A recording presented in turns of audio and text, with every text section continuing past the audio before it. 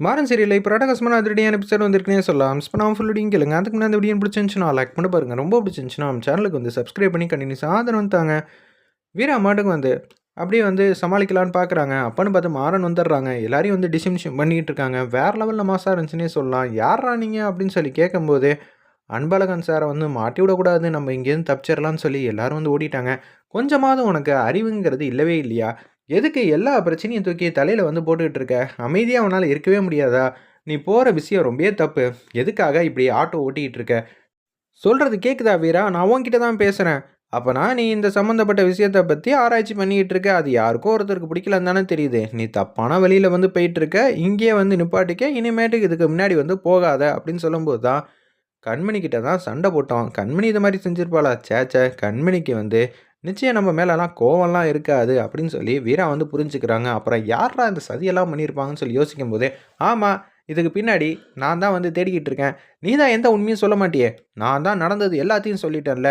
உங்க அண்ணனுக்கு வந்து எனக்கும் முன்பகை இருந்துச்சு. அத சொன்னா ஏன் புரிஞ்சுக்கவே மாட்டேங்கிற?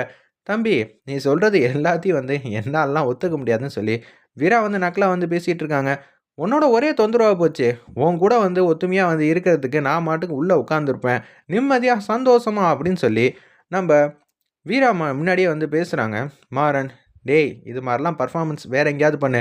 நீ உண்மைய சொல்லிட்டேனா, நான் எதுக்கு இதுக்கு பின்னாடி வந்து ஓடப்போறேன். கண்டிப்பா வந்து நான் கண்டுபிடிக்காம விடமாட்டேன். அப்பனா விவாகரத்து பேப்பர்ல வந்து கையெழுத்து போட்டு இப்பயே தரேன். நீ என்ன விட்டு போனா தான் எனக்கு நிம்மதி, சந்தோஷங்கிற மாரி சொல்றப்ப, மாறன் கையில என்னமோ வித்தியாசமா இருக்கு போல இருக்கு, சண்டை போட்டதுனால.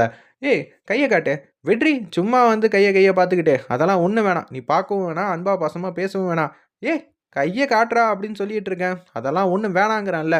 அப்பன்னு பார்த்து மாறன் கைய வந்து பார்த்துடுறாங்க. "என்னடா இப்படி இருக்கு? வாடா நம்ப போயிட்டு வந்துருவோம் அங்க." "அதெல்லாம் ஒண்ணும் வேணாம். ரொம்ப தான். நீ மாட்டுக்கு உன் வேலைய பாரு. நான் மாட்டுக்கு என் வேலைய பார்க்குறேன்." "டேய் அவ்வளதான் சொல்லிட்டேன்." அப்படின்னு சொல்லி வீரா வந்து செம்மையா வந்து மிரட்டுறாங்க. இப்படியெல்லாம் வந்து பேசுனா, நான் வந்து பயந்துருவேனா?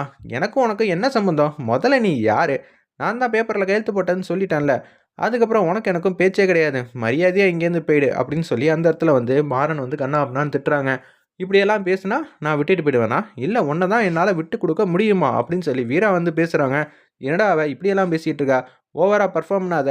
மரியாதையா வந்து ஆட்டோல ஏறு. நீ பேசுற விஷயத்தெல்லாம் நான் காது குடுத்து கேட்கவே மாட்டேன். நான் என்ன செய்யணும்னு நான் தான் முடிவு பண்ணுவேன். இந்த பிடிவாதம் எப்பதான் உன்கிட்டேருந்து போகுதுன்னு தெரியலங்கிற மாரி ஆட்டோல ஏறி உட்காருனாங்க அந்த இடத்துல. அப்பன்னு பார்த்து ஆட்டோ ஓட்டிக்கிட்டே போறப்போ வந்து எல்லாரும் வந்து சாப்பிட்டுட்டு இருக்காங்க. பக்கத்துல வந்து கை அலம்புறதுக்காக வந்து தண்ணி குடம் வச்சிருக்காங்க போல இருக்கு. அதுல வந்து இடிச்சிடுறாங்க. நம்ம வீரா. தண்ணி குடம் வந்து கீழ விழுந்து உடைஞ்சிருது. "வீரா, நீ என்ன இப்படி பண்ணிட்டம்மா?" அப்படின்னு சொன்னோனே, கடைய விட்டு 10 அடி தூரம் தான் வந்து நிப்பாட்டுறாங்க அந்த இடத்துல. உடனே வந்து, "நீ எதுவும் இறங்காத." கோட் வந்து சைடுல வந்து மாட்டியிருந்தாங்க போல இருக்கு. அந்த கோட்ட போட்டுட்டு அப்படியே மாஸா வந்து இறங்குறாங்க. "அண்ணா சாரிண்ணே, சாரிண்ணே தெரியாம வந்து இருந்துச்சுண்ணே. காத்து கொஞ்சம் கம்மியா இருந்துச்சா, அதனால தானே இப்படி ஆயிடுச்சுங்கிற" மாரி அந்த இடத்துல சொல்லி சமாளிச்சுட்டு இருக்காங்க. உடனே வந்து, "என்னடா இப்படி பண்ணிட்டு இருக்க? முதல்ல வந்து அதிகாரிக்கு வந்து ஃபோன் பண்ணுங்க." அப்படின்னு சொல்லும்போது, "அண்ணா அண்ணா மன்னிச்சிருங்கண்ணே, சாரிண்ணே." அப்படின்னு சொல்லி கெஞ்சுறாங்க. "தம்பி இதுக்கு பக்கத்துல தான் வந்து இவரு வந்து உட்கார்ந்திருந்தாரு. தெரியுமா?" அப்படின்னு சொல்லி கேட்டவனும் வந்து, "சாரிண்ணே, மன்னிச்சுக்கங்கண்ணே." அப்படின்னு சொல்லும்போது, இவன்கிட்ட என்ன பேச்சுன்னு சொல்லி அந்த இடத்துல வந்து கன்னத்திலேயே வந்து பலார் பலார்ன்னு அடிக்கிறாங்க நம்ம மாறன. உடனே வந்து சமாளிச்சுட்டு இருக்காங்க நம்ப மாறன். "தெரியாம பண்ணிட்டேண்ணே." அப்படின்னு சொல்லிட்டு இருக்கிறப்ப, வீரா வந்து நடந்ததெல்லாம் வந்து சொல்லலான்னு வராங்க. "மேடம், நீங்க சவாரிக்கு தானே வந்தீங்க. முதல்ல உட்காருங்க மேடம். இந்த பிரச்சனைய நான் பார்த்துக்கிறேன். என் மேல தான் தப்பு." அப்படின்னு சொல்லும்போது, "இவன நம்பியாம்மா வந்த? அச்சச்சோ! இவன் வந்து கரெக்ட்டா வந்து கொண்டு போய் விடவே மாட்டான்மா." அப்படின்னு சொல்லும்போது, "இந்தாங்கண்ணா ரூ. 1000 பணம் வச்சுக்கங்கண்ணான்னு" சொல்லி ரூ. 1000 வந்து குடுத்துர்றாங்க. "சாரிண்ணா மன்னிச்சுக்கங்கன்னோனே" அப்படியே வந்து மாறன வந்து விட்டுட்டாங்க. அப்படியே மாறன் மாட்டுக்கு ஆட்டோ எடுத்துட்டு அப்படியே போறாங்க. "வீரா உனக்கு ஓட்ட தெரிஞ்சா ஓட்டு. இல்லாட்டி எதுக்கு தேவையில்லாம இப்படியெல்லாம் பண்ணிக்கிட்டு இருக்க? என்னடா எப்போதும் இப்படி தான் பண்ணுவியா? இது உனக்கு இயல்பாவே வருதா?" அப்படின்னு சொல்லி அந்த இடத்துல வீரா வந்து கேட்கறாங்க. நம்ம மாறன் கிட்ட, "இதுல என்ன இருக்கு? நான் ஒரு விஷயத்த வந்து பார்க்குறேன். என்னால அவங்க விஷயத்த வந்து ஏத்துக்க முடியும்னா, நான் வந்து ஏத்துப்பேனே!" அப்படின்னு சொல்லும்போது, ருத்ராட்சிய நம்ம கண்மணி வந்து குடுத்தா, ஃபர்ஸ்ட் எடுத்தோனே தெரியாதுன்னு சொன்னா. அதுக்கப்புறமேட்டுக்கு இந்த சதி எங்கேருந்து ஆரம்பிக்குதுங்கிற விஷயம் வந்து மாறனுக்கு தெரிஞ்சதுனால, ஆமாங்கிற மாரி ஒரு கட்டுக்கதைய வந்து சொன்னா. அதே மாரி தான் எல்லா விஷயத்திலயும் வந்து மத்தவனுக்காக வந்து பழிய ஏத்துக்கிறதுல இயல்பாவே வந்து இருக்கான். நிச்சயம் வள்ளி அம்மா கிட்ட கேட்டா மட்டும் தான் உண்டுங்கிற மாரி அதிரடியா வந்து யோசிக்கிறாங்க அந்த இடத்துல. நம்ப வீரா. அது மட்டும் இல்லாம பிருந்தா வந்து ஒவ்வொரு வாட்டியும் மாறன் மாமாவ பத்தி உனக்கு தெரியுமா? அங்க என்ன நடந்துச்சுன்னு புரியுமா? அப்படின்னு சொன்ன விஷயத்த எல்லாத்தையும் திங்க் பண்ணிக்கிட்டு இருக்காங்க. அப்பனா ஏதோ ஒரு ரகசியம் நமக்கு தெரியாம வந்து இருக்கு. இந்த விஷயம் நிச்சயம் வள்ளி, மாறன் இவங்க எல்லாருக்கும் தெரியுது. வள்ளியும் வந்து ஒரு வாட்டி வந்து சொல்றதுக்காக வந்தாங்க நம்மகிட்ட. அப்பன்னு பார்த்து இவன் சத்திய வேற வாங்கியிருந்தான் போல. வேற ஏதோ சொல்லி ஹனிமூன் ட்ரிப்பு அது இதுன்னு சொல்லி பொய் சொல்லிட்டானே! அப்பன்னா இது எல்லாத்துக்கும் வந்து வள்ளி அம்மாவுக்கு தெரியும். அவங்கள்ட்ட கேட்கலான்னு சொல்லிட்டு வீட்டுக்கு வந்ததுக்கப்புறம் மாறன் தூங்குனதுக்கு அப்புறமேட்டுக்கு கீழ கேஷுவலா வந்து வராங்க அந்த இடத்துல. நம்ப வீரா கதவ தட்டுறாங்க. வள்ளி அம்மா வந்து கதவ தொறக்குறாங்க. "என்னம்மா திடீர்னு இப்போ வந்திருக்க?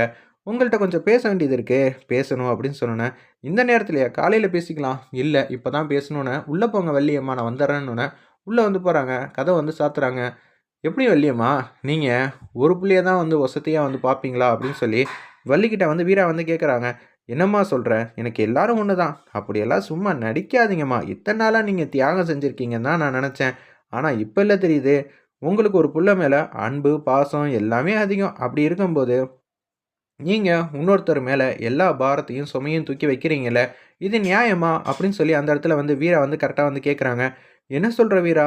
நான் அப்படி என்ன பண்ணேன்? நிச்சயம் மாறனுக்கும் இதுக்கும் துளி கூட சம்மந்தம் இல்லங்கிற விஷயத்த வந்து நான் கண்டுபிடிச்சுட்டேன். நீங்களா உண்மைய சொன்னா ரைட்டு. இல்லன்னு வச்சுக்கங்களேன், நானா கண்டுபிடிச்சேன்னா, இந்த குடும்பமே வேணான்னு சொல்லி தூக்கி எறிஞ்சுட்டு போயிடுவேன். இது என் அண்ணன் மேல சத்தியங்கிற மாரி வீரா வந்து தூளா வந்து பேசுறாங்க. இத கேட்டோனே வந்து, "உண்மைய சொல்ல முடியுமா? முடியாதா?" அப்படின்னு சொன்னோனே, "சொல்றேம்மா. நீ என்ன தப்பா புரிஞ்சுகிட்டு இருக்க. இது எல்லாத்துக்கும் காரணம் நான் இப்போ உன்கிட்ட சொல்லப் போறேன். ஆனா நீ என்ன சொன்ன?" "எப்படி வீரா? என்ன பார்த்து நீ உன்னால இப்படி வந்து கேள்வியெல்லாம் கேட்க முடிஞ்சுச்சு? எனக்கான வாழ்க்கையே வந்து இவங்கள நல்லபடியா வந்து வளர்த்ததுல தான் இருக்கு. தெரியுமா உனக்குன்னு?" சொல்லி அந்த இடத்துல வந்து வீரா கிட்ட வந்து பேசுறாங்க. "நான் எல்லா உண்மையும் சொல்றேன். மாறனுக்கும் இதுக்கும் கிடையாதுன்னு சொன்னேன்ல. அன்னைக்கு வண்டி ஓட்டுனது ராகவன் தான்." அப்படின்னு சொன்னோனே வந்து வீராவுக்கு தூக்கி வாரி போட்டுருது அந்த இடத்துல. "என்னம்மா சொன்னீங்க? இது எல்லாத்துக்கும் காரணம் ராகவனா?" "ஆமாம்மா." அப்படின்னு சொல்லிடுறாங்க அந்த இடத்துல. இத கேட்டோனே வந்து வீராவுக்கு வந்து ஒண்ணுமே புரியல. அப்படியே வந்து யோசிச்சுட்டே இருக்காங்க. இத்தன நாளா நம்ம மாறன வந்து கோச்சிக்கிட்டு இருக்கோம். கன்னா பின்னான்னு வந்து சத்தம் போட்டுருக்கோம். அவன் என் பின்னாடி வந்து அன்பா, பாசமா வந்து பேசியிருக்கான். லவ் பண்றேன்னு கூட சொல்லியிருக்கான். நம்ப வந்து என்ன சொல்லியிருக்கோம்? "நீ என் அண்ணன் சம்மந்தப்பட்ட விஷயத்துக்கு காரணமா இருக்க. அதனால நான் உன்னெல்லாம் வந்து ஏத்துக்க வாய்ப்பே இல்ல. உன்கிட்ட வந்து பேசினதே தப்பா போச்சு." அப்படின்னு சொன்ன விஷயமா இருக்கட்டும். அரவிந்தோட எனக்கு கல்யாணம் ஆகுற மாரி இருந்தப்ப, என் வாழ்க்கைய காப்பாத்தி குடுத்தது அவன் தான். பின்னாடிலேருந்து தாலி கட்டுனான். அது மட்டும் இல்லாம, நான் உன் கூட சேர்ந்து வாழ மாட்டேன். வீட்டு வாசல்லயே வந்து நிக்க வச்சேன் ஒரு 4 நாளா. இது எல்லாத்தையும் வந்து கஷ்டத்த வந்து தாங்கிட்டு இருக்கான். யாருக்காவது ஒரு பிரச்சனைனா, இது எல்லாத்தையும் வந்து அவன் பார்த்துக்கிட்டு இருக்கான். அப்படி இருக்கும்போது, இப்படிப்பட்ட நல்லவன கூடயா வந்து நம்ப சண்டை போட்டுட்டு இருந்திருக்கோம் இத்தன நாளா அப்படின்னு சொல்லி வீரா வந்து யோசிச்சுட்டு இருக்காங்க.